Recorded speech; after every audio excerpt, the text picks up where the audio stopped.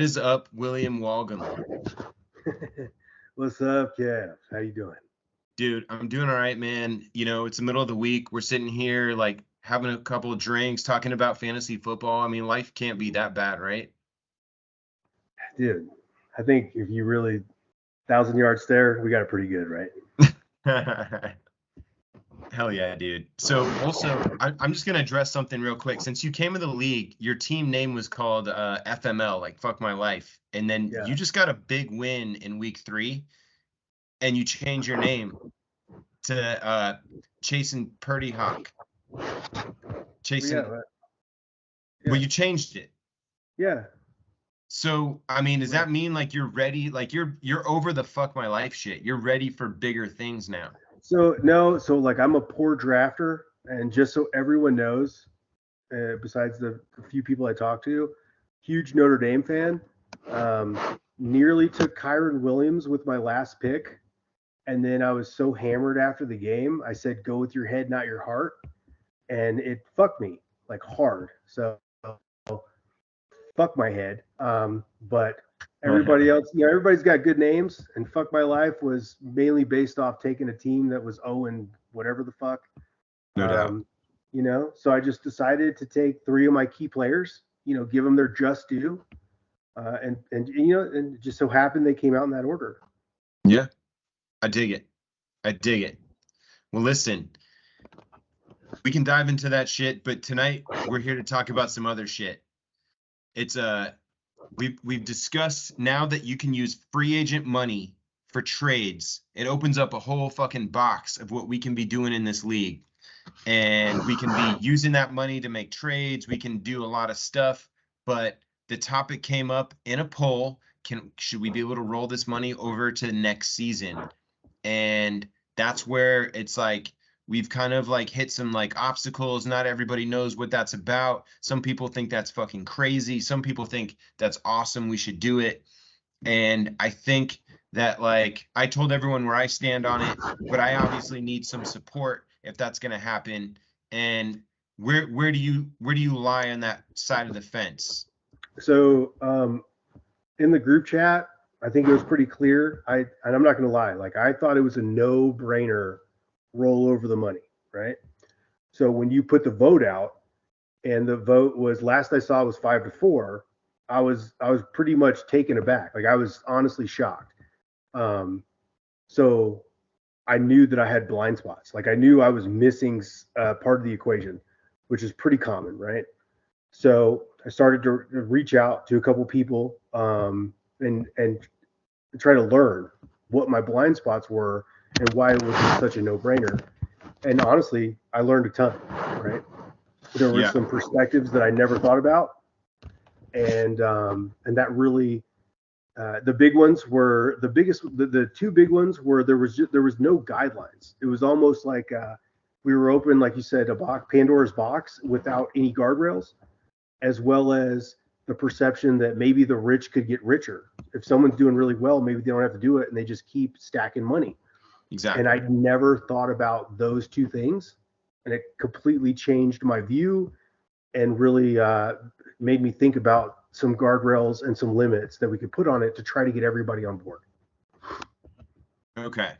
So, like, what if we're able to roll over money, say like someone acquires like $500, they give away all their players.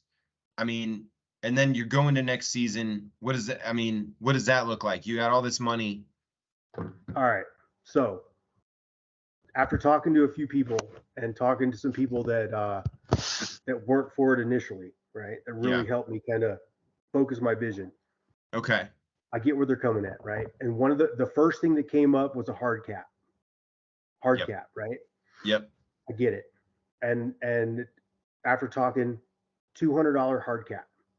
At no point ever, right? Or at no point going into the next season can you have more than $200, right? So that keeps the parity, right? So like 5 years from now, I can't roll in with fucking $600 and just be like, fuck you, motherfucker, right? It's like each season 200. That's the max you could potentially start with. Hard cap, period, dot, right? Okay. $200 hard cap. Okay. Then, right? So then I was thinking, in my mind, I thought that the players that were at the lower end might make less moves and they wanted to keep their money strategically for the next year, while the guys that were in playoff contention were making more moves, right? And it would be an ebb and flow thing.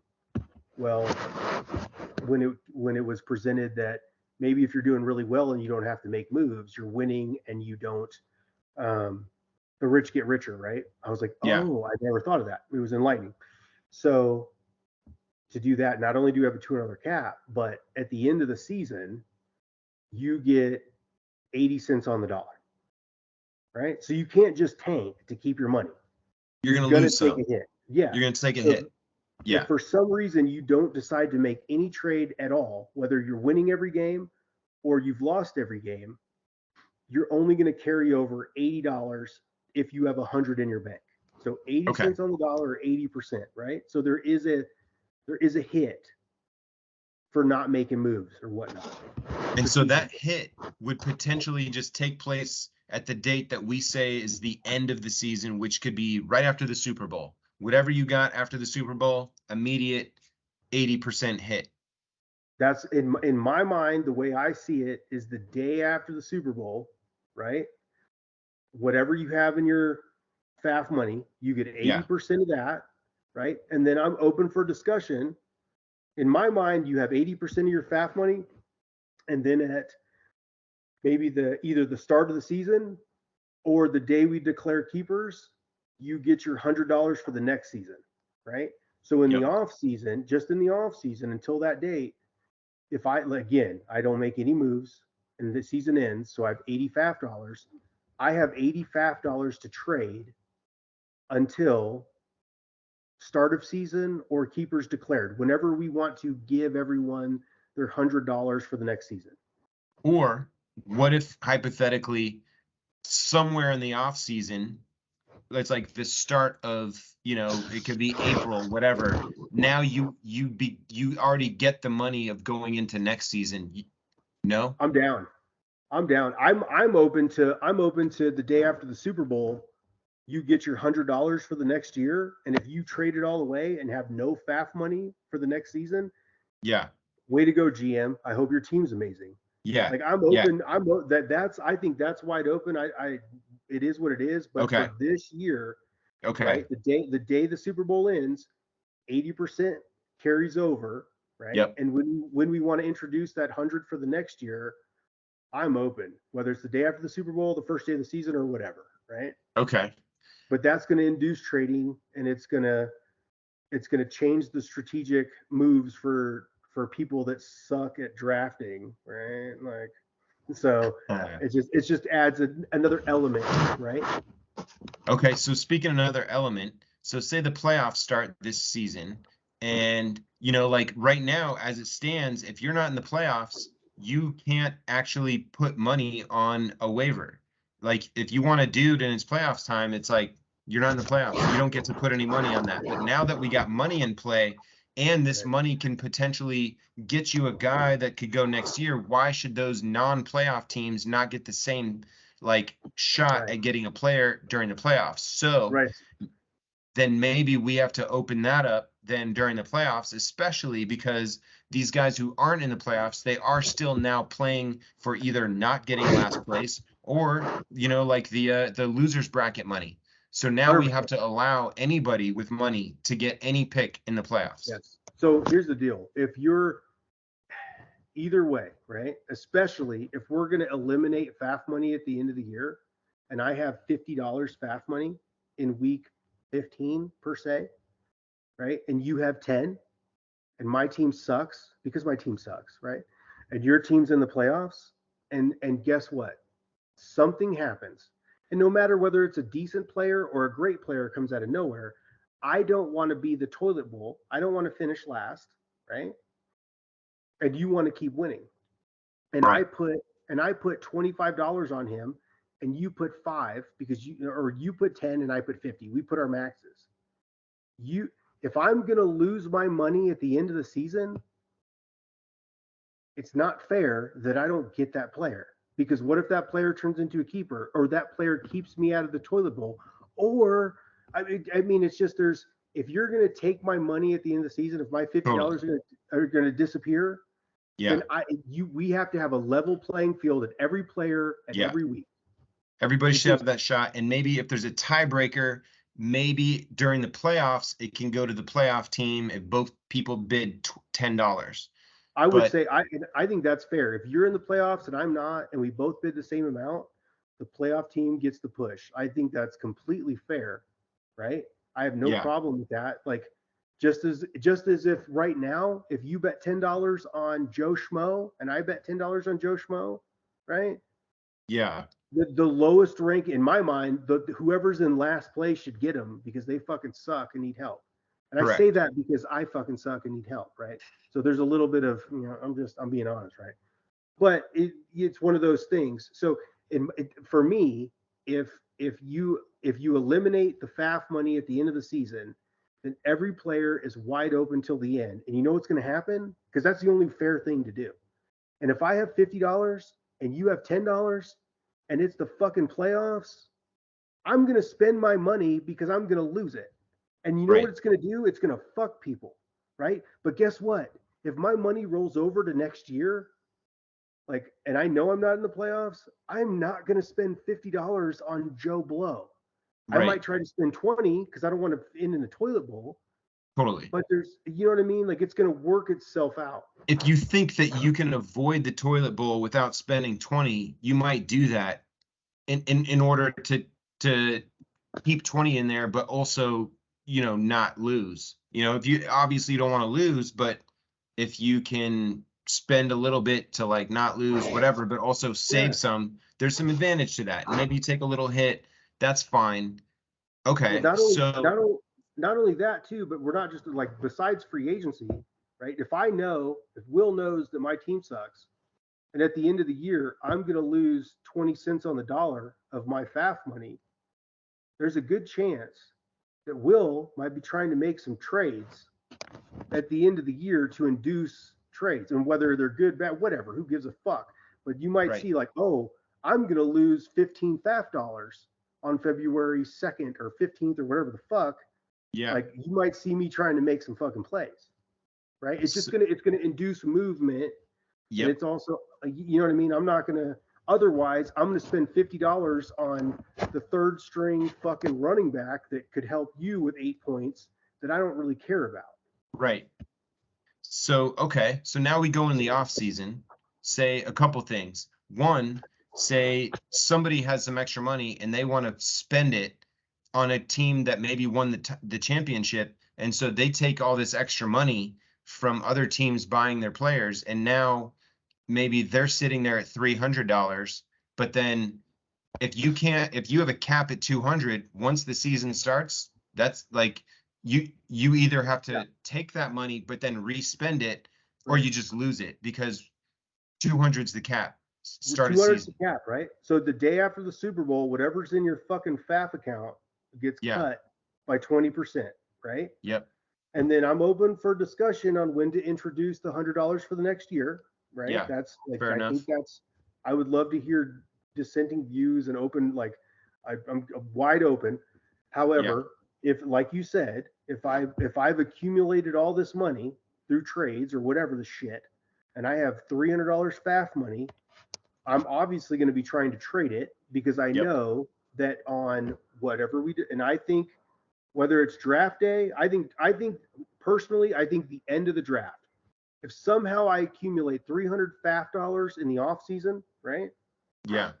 I have that capital to trade throughout the draft. Yeah. And then at the end of the draft, if nobody traded with me, I lose $100 and I'm an idiot because I probably fucking gave up a bunch of assets for it, right? Yep. So now I'm starting the year with the $200 cap, right? Like, so it induces, it's a whole nother strategy. It induces another form of trading, as well as, like, right now, the way the current state is that we keep our roster throughout the off season, right? Yes. So throughout the entire off season, I have my entire roster to trade and do things with, right? So why not incorporate that FAF money to induce different types of trades so that there's not, It just changes the game because maybe you want Absolutely. more picks in the draft, but because I draft like shit, maybe I want more FAF money to make up That's for up my to shitty you. draft. That's Total up to, strategy. yep, that could be up to you. That could be your play. It's not a, it's not advantage, disadvantage. It's just how you want to play the game. Yeah. And that, like, I like that part of it. And so some people have said that when you win, some teams go into the offseason with a lot more players that they can trade for draft capital. And we've had to limit to like, okay, maybe 2 trades max for these guys. And maybe we have to look at that too, as because if these guys just start dumping players and acquiring a shit ton of money, I mean, like, Well, where's the line there? so And let me I'm sorry to cut you. okay, Let me say this, right? fuck yeah, So if we do all of it, so let me think, like, if you in the past playoff teams were the only ones allowed to accrue free agents, right? With a priority. right, yep, That's going to go away because you have to be fair with the money. So now, if I'm 0-15, I might try to accrue free agents for trade bait going into the offseason, which is going to eliminate those top teams that have the only ability to get players at the end of the season and not only try to win that game, but stack their team going into the offseason, right? yeah, So I have the opportunity. So if you stack your fucking team in the last few weeks or whatnot, yeah, I can't complain because I had money and I had the opportunity to try to stack my team going into the offseason, right? right, So now there's like that perception goes away with the rich getting richer, as well as we go into the offseason, right? Like I could have brought those people in for trade and for money. Now, yeah, personally, off on a subset, like not this, I like the I like the trade count, maybe 2, but personally, and this is a totally different thing.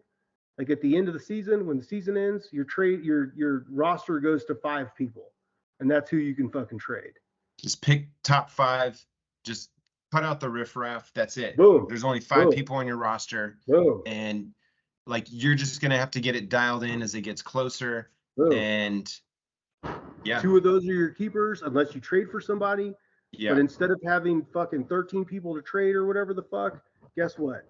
On the day after the Super Bowl, you have 5 motherfuckers on your team that you can yeah, trade, with FAF money you can trade and whatnot, and go yeah. forward. Now that I'm not proposing that right now, like this is a FAF money thing, but that's just me thinking out loud, talking about going into that. I like it. I like it because it's like it gives we put some like markers there in the off season. So when the season ends, it's like, okay, here's your date to pick 5. And then now we're in the off season and now you can make moves during this period. But then as this next period approaches, which is declaring keepers in the draft, then you have to narrow those down and you can only make 2 moves. And like, I mean, maybe we even discuss a date where it's like, okay, like if you are going to try to like make certain moves, it's like that's it. Like after July 1st, if you're trying to make more than 2 moves after this date, like that you're like locked. And Yeah, maybe only your keepers are the only thing that can budge after this particular date. But right. it's within the idea of whatever we decide on that is that you can't just wait till the very end and then dump these extra players because they're good and then just collect a bunch of cash and then spend it during the draft. Yeah. But If you're going to do that, you got to be strategic and you got to figure it out early. yeah, yeah. If you eliminate the roster to 5 the day after the Super Bowl, that's going to change the game immensely, right? Now the people are going to go back into the pool, right? And then Yeah. there's only so many people you could fucking trade, and then there's so much money, right? And then if we keep it larger, I love it. The dates and like we have to. It's all about guardrails, and I learned Yeah. that when I thought that the FAF money carryover was such a no brainer, and when everybody, like the people I talked to, were like, "Hey, man, there needs to be guardrails because this can go off the rails," and I was like, "Oh, I'm an idiot," because I was really oblivious to it. So like I'm 100% on board on exploring that, but when it comes to the FAF money, $200 hard cap, 80 cents on the dollar, obviously tradable, right? And Yeah. then one of the other things we talked about too was a penalty, right? So I don't know if it's a problem here, right? But if you have people that aren't setting their lineups, or people that aren't being involved, right? Or people that are suspected of maybe throwing a game for collusion, right? Yeah. And I don't know. I'm not accusing. I don't know. I'm fucking brand new. But if FAF can be a penalty. Like if you're suspected of, right? It comes up. Yeah. And I'm not gonna lie, man. I could deploy. There's a lot of things that could take me out of it, but I know you guys, and you'd reach out, and I'd be like, hey, man, I'm in fucking Iraq or whatever the fuck, and it's cool. It's all good. Hey, I had a family emergency. Obviously, that's okay. But if you're some fucking dickhole that your team sucks, and my team sucks, right? And if your team sucks and you're not setting your lineup, then guess what? First penalty is a $25 FAF fucking like boom. You lose it. And then guess what? On your second penalty, maybe guess what? You lose all your FAF money, or maybe you lose $25 to next year. I don't know. Yeah. But the FAF not only could be a carryover and a fun strategic thing, but it can also be used as a, hey man, keep your house in order. You know what I mean? Yeah. So the idea being that like, you know, like we're creating enough things in there that like nobody should be just tanking or there's enough reasons to always be making moves and protecting your squad. An opportunity. So everyone can always draft the best player. Yep. If you are tanking, then you're gonna get fucking docked, right? Yep. Like it's just, and then you're also like, even if you're like semi not tanking, you're still gonna only get 80 cents on the dollar. Yep. Right. And you're gonna have to, and guess what? It's just I think there's a really good balance here. Now here's the deal though, and this is the final one. This is the hardest, this is the last of the pitch, and this is the hardest one to swallow, right? In order to understand how this works, and because it's a strategic move to the league, it can't be a 1-year thing. I was just gonna say, I think we'd have to do this and commit to at least 2 to 3 years, probably. Probably 3. So like, honestly, like, so I think 3 years is the minimum. I think that's and I'm gonna say that, and I'm gonna be dead honest because I'm trying to be transparent as fuck, dude. Right? Like, I think 5 years is the way, because it's such a strategic move. But nobody's gonna agree to a 5-year commitment. That's stupid. I get that. So 3 years. It has to be. And I'm not gonna lie though. If next season, like mid-season or whatever, or the season after that, if everybody comes together and it was like, no, sounded good, but god damn it, this is fucked up and it sucks. Yeah. And we have a unanimous vote, like obviously we got to make moves. Like it's not. Yeah, like maybe 3 years with an option to review at year 2 and just see what we want to do. With a unanimous vote that it needs to be redone. Because here's the deal though, because like next year, if 7 people with no FAF money, right, are like, hey man, this sucks, I don't have any FAF money, and you got 3 dudes that were like, hey motherfucker, I traded my shit away and I'm fucking rolling deep, like I'm ready to make a move. That's what I'm saying. This is a strategic. This implementation is strategic, and it takes time, right? So to fucking pull the rug out from under somebody is not fair. So this needs to be fair enough. Right? I think that makes sense. Right? So here's the other thing. We're now just finished week 4, going into week 5. We would probably need to vote on this pretty soon, because if people have been trying to like just blow all their money at this point, thinking like it's going to be gone, now like mid-season, can we make this vote to be like, okay, like you can actually still roll it over starting now? And I would say, if the majority says yes, I would say yes. And here's why, is because even if you've spent a lot, you can give away something to reacquire more. Yeah. It personally, like, I get it. It's deep in the season. It's not even deep in the season. It's semi is like the first. We're like in the first quarter. First quarter. Yeah. And I get that. And so I completely understand that, and it is what it is. But when you're talking 80 cents on the dollar, right? So if it was a full carryover, right? If it was a full carryover, I could see much more pushback. But 80 cents on the dollar changes the game, right? Yeah. And it here's, and not only that, but if I'm not, the last I saw the vote, it was 5-4, and it could have changed. So I'm sorry if I'm not up to date, but it was 5-4 in favor of a full carryover without any guardrails, right? Yeah. And which was my view. But after talking to some people that weren't in favor and understanding my blind spots, like I think that this introduces those guardrails that were sorely missing before for the Yeah. people that were smart enough to know they were needed, right? Because I wasn't. Like I think it doesn't skew the playing field. The 80 Yeah. cents on the dollar, the $200 cap, right? It'd be different if there was no cap, full money, and somebody that only had $40 left was like, well, what the fuck, right? But no, there's a hard cap at 2, right? And nobody's going to be at $200 next year unless they make trades for it, right? And everybody's made a move. So unless you haven't spent any money, you're going to be at one. If you haven't spent any money, you're going to be at 180. Period. Yeah. Dot. And everybody's made some moves. So as well as it's, and here's the other thing too, is it's trade capital. It's a strategic move, right? So when all of a sudden when I'm like, hey Kev, you know, my team sucks. I'm not, that's internal. I wouldn't say that out loud because I'm trying to, like, you know, be a GM. But I'm like, hey, I want X, Y, and Z, and I'll give you A, B, and C. And you're like, well, that doesn't make sense. I'm gonna be like, well, guess what? I'll throw 20 trade dollars on it. I'll throw $25 on it. All of a sudden, the game is going to change. So it's more, I see it more as like a trade capital, right? And obviously, when we get into the new season, it's going to be a free agent capital. And if you pivot yourself or set yourself up for that, that's strategy. But at the same time, I'm also looking at it as a, like, my team fucking sucks. Like, maybe I want to try to trade some of this capital for picks or for a player so that I'm not the fucking toilet bowl piece of shit. You know what I mean? Or I mean, loser. I mean, unwinner. I don't know what the word is nowadays. Sorry. Dude, I like it, man. I think this is a legitimate argument. I think that we've made it public by discussing it right now.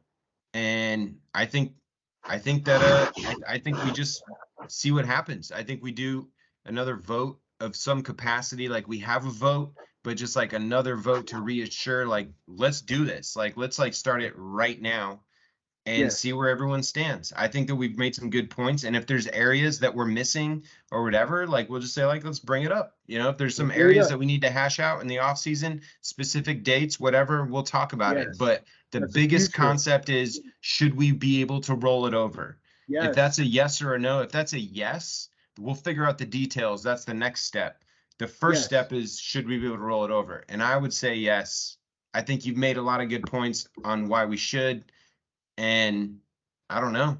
I mean, this is literally, like, I was on board for a full rollover or no cap initially. Yeah. And then after talking to people that had a different point of view, I get where they're saying, and there needs to be a common ground, and I understand that now. So having the cap, having the hit, so you can't tank and whatever, it's still like, I think I genuinely think if you really sit back and look at it, I'm sure that we're missing points that other people can bring up, but I think that we have a really solid roadmap to what is the most, like, strategic GM way forward, right? Like, if you really agree. think about it, I think this is well thought out, and I think we you know, we paved a path to see what can happen here. It makes a lot of sense, and it's well thought out. So, you know, I say let's see what happens here. On a different note, week 5, you're going against Adam this week. No, man, I don't want to talk about real life, dude. My team fucking sucks, dude. My team I'm just sucks. saying, I don't want you to might talk, be man. You could get win 2 this week. I could get win 2. I thought that I had a chance last week, and that was fucking, like, no, man. I suck at drafting. You guys are way better at the semi. I'm, like, motivated to get better at it. I'm like, I'm invested. I think this is the way forward, but god dog it, man, I suck at fucking Kyron Williams. God damn it. You got Alvin Kamara back. I mean, I don't know. Yeah, but fucking Ed, like, don't even, dude. I'm literally resting my team on fucking a hurt quarterback, a guy that probably shouldn't be a starter, right? And a tight end. Right? That's why I'm chasing Purdy cock. You know what I'm saying? And it's Well, just like, maybe it's time to save up some money, like make some moves, roll some money over. I don't know. We'll see. Like it's a strategy that you can play with. one last slingshot, right? When I'm Yeah. last, like, please let me replace the pancakes with French toast. That's all I'm asking. Just a fucking courtesy. Just a courtesy. It sounds like from the majority, it's just got to be shameful. That's the thing. It's got to be shameful. And I know I'm new, right? So I just want to put it out there, and I'm open to whatever. But I do, like, I am active duty military. I have the Uniform Code of Military Justice, right? So like, while I find the blow up doll hilarious when I look at it, like, I literally can't do that because of my job. I'm sorry.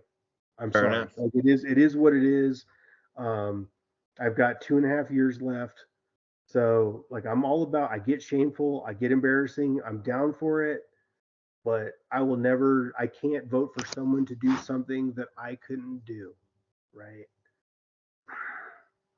Well, my friend, that might be a vote for another day, and that's a whole nother topic. That's a whole nother box. I'm telling you right now, like, that's a thing for me. Yeah. That's a whole nother box. I mean, maybe you would choose some French toast then, is what you're saying. Well, no, I just like French toast more than pancakes. That was French toast challenge.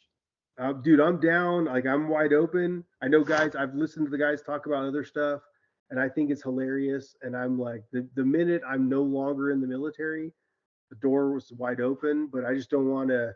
I want to take this opportunity to say, like, hey, like, I'm not just. I don't know how you perceive me, but like, I literally can't do this for the sake of my career, my family, and like, certain things would put me in jail. So totally. Well, right. I mean, you're not in last place yet, so it's a little early. I am in last place. I'm in 12. My team sucks. No. Yes. I'm gonna confirm that right now. Confirm it. Look at it. Oh shit, you are in last place. Look at it. Yeah, I told you. I fucking suck. Like, I didn't. Well, shit. Maybe that'll change this week. I guess we'll find out. Thank you for your optimism. Thank you for your optimism. Well, Billy, it's a pleasure. I appreciate your time, brother. Thanks, Gab. Dude, happy to have you in the league, and fuck yeah, man. Good luck this week. I appreciate it. Good luck to you. And anybody that listens to this, please, if you have reservations, questions, or ideas, fire them the fuck off, because we've got to figure this out before it's too late. Fuck yeah. Agreed, brother. Agreed. All right, brother. Peace out, man. Have a good night. Peace.